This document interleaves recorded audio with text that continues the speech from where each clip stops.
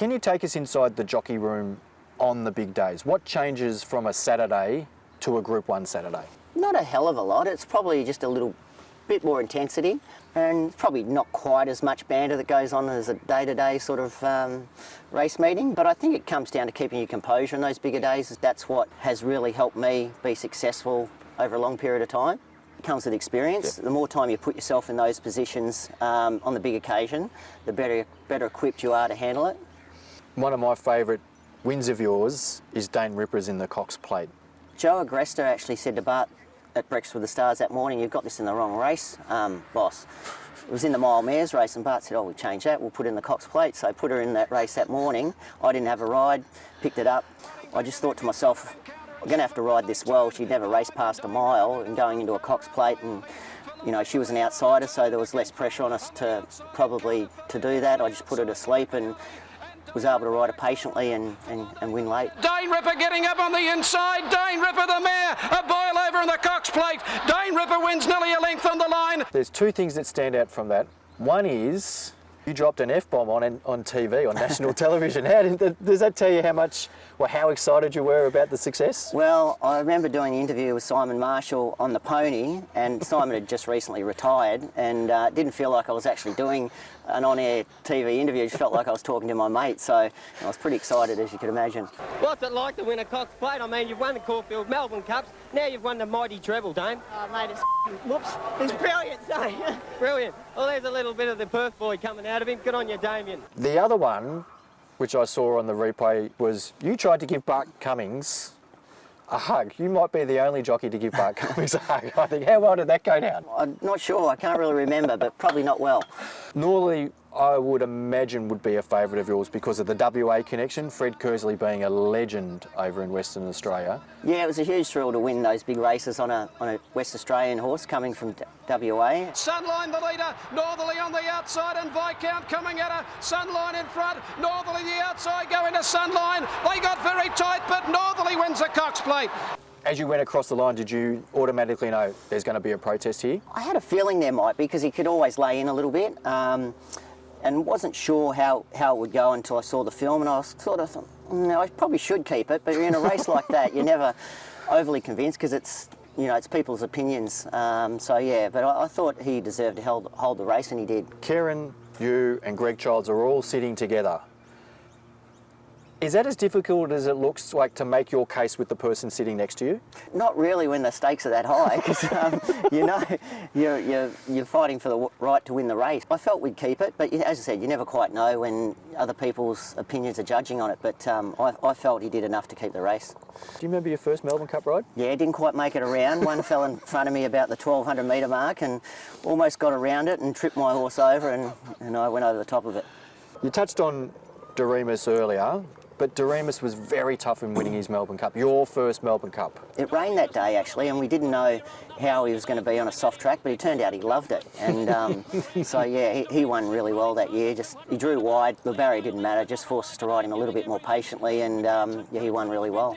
But it's all Doremus at the 100, raced away 3 lengths to nothing like a Dane, and then came Vintage Crop, but Doremus takes the double. 7 years later, you win the second one, which is the most famous of your Melbourne Cups. The racing fraternity is tonight mourning the death of jockey Jason Oliver, while his famous brother, champion jockey Damien, will ride in Tuesday's Melbourne Cup. I don't want to delve too much into what happened prior, but how did you keep your focus on the day? Who were the people around you that helped you with your focus? It was obviously a very difficult time losing my brother in the week before it, but the main thing, I spoke to my mum about it and just said, what would my brother Jason want me to do? And if I'd have been sitting at home watching on the couch and the horse had won, he would have been saying to me, "You idiot, what are you doing?" So we kind of thought it would be what he wanted us to do. So if I was able to keep it all together and serve the horse justice, that it'd be the best thing for me to ride the horse. But Damien Oliver riding with the spirit of Jason, out by 3 on Media Puzzle. I think he's got the cup won. Beekeeper Mr Prudent are running on from Vinnie Road, but it's Media Puzzle clear, and Media Puzzle, Damien and Dermot have done it. It's going to be hard to keep this together. I know it is, mate, but the Australia and the world's with you. Yeah, mate. Melbourne Cups don't mean a thing to me anymore. I'd give it back right now to have my brother back. Yeah, mate, we can understand that, but this was for him, wasn't it? Oh, it was. It just goes to show you should never take anything for granted. and, you know, always appreciate your loved ones. That week it was more about losing my brother rather than winning the cup, and it was sort of was kind of sad more than a joyful occasion. But I was really glad I was able to keep it together and win that cup in his honour, because as we've spoken earlier, he was the one I followed into racing. So yeah, it was just a great tribute to him. Damien's won his second cup at his 13th ride in a race that will be remembered forever. 11 years later, there was a period out of the saddle. But Gay Waterhouse was one person who supported you in your return. I love Gay. How special is Gay to racing, first of all? Oh, well, she's an iconic figure in racing. She's transcends things. She's, you know, broken down so many barriers for women in the sport, and, you know, she's just a breath of fresh air in racing. She brings so many people into it. You know, she's so identifiable in racing.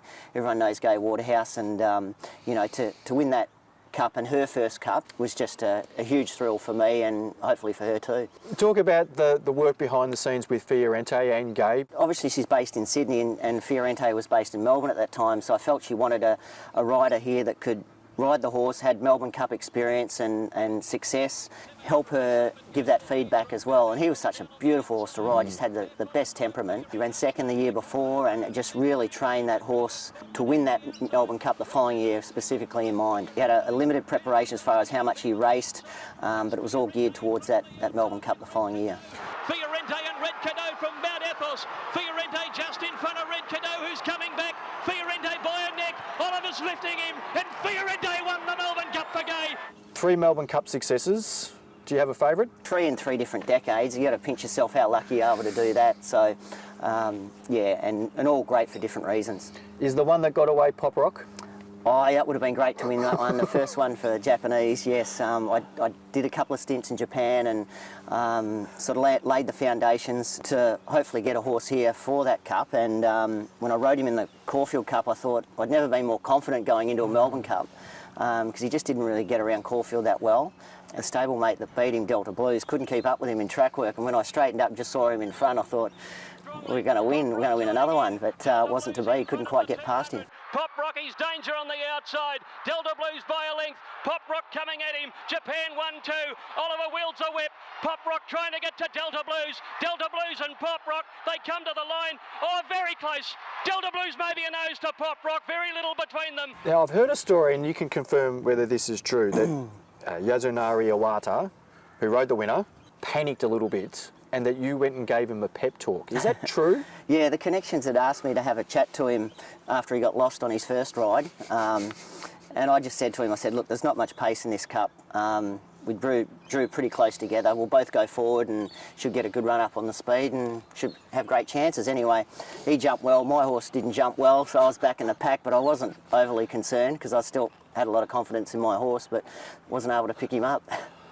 I know you're always looking forward, but there's got to be one that you think... Oh, look, I'm sure there's plenty. You know, you can't ride that much without making a few mistakes, but there's some mistakes you learn from that, you know, make you a better rider or a better person along the way. So you can't change what's happened, and you just got to learn from it.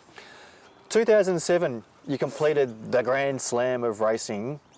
And what makes it special for me is you're wearing golden pants. Yeah, or baby poo yellow, I think. Yeah, that was a great opportunity. Came out of the blue, and I was lucky enough to get on Forensics. She drew barrier 1. First time ride on her, and she got up. Forensics moved up with Zazoo. They've taken the lead in the Golden Slipper. It's Forensics got its head in front of Zazoo. Maurice's starting to run on late. It's Forensics in front, and Forensics is winning the Golden Slipper. It's been a bit of a frustrating race for me, the Slipper. I think I'd run every place in it, but won it. But it's always harder to win that race as a jockey from Melbourne, but lucky enough to get it, and that was a great day for me. I think I rode the last 4 winners of that day. Won the BMW and ride 4 winners on Slipper Day was a huge thrill. Is that your best day at the races? It was one of them. I'm not saying, I don't know if it was the best. I think I rode 5 winners on a Sandown Classic day and also on a 1,000 Guineas day. And yeah, there's been a lot of 4 and 5 timers throughout the career, but yeah, that was certainly one of the ones up there for sure.